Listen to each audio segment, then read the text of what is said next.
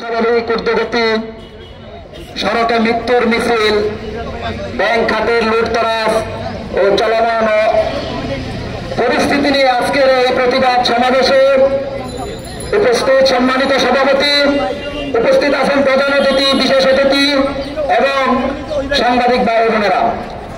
আজকে দেখেন দ্রব্যমূল্যের ঊর্ধ্বগতি, নিত্য প্রয়োজনীয় দ্রব্যমূল্য। কয়টা দ্রব্যমূল্যের কথা বলবো? তেলের মূল্য, সয়াবিন তেলের মূল্য সকালে এক রেট, মন্ত্রী বলে এক রেট, মেল মালিক বলে আরেক রেট, দোকানদার বিক্রি করে আরো ঊর্ধ্বগতিতে। আজকে মুরগি, ব্রয়লার মুরগি যেটা 150 টাকা ছিল সেটা আজকে 250 টাকা। কেন? বাচ্চার দাম বেশি, খাদ্যের দাম বেশি।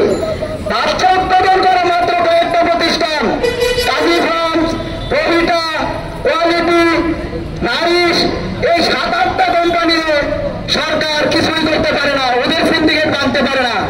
30 টাকা 28 টাকার বাচ্চা 80 টাকা 100 টাকা হয়ে যায়।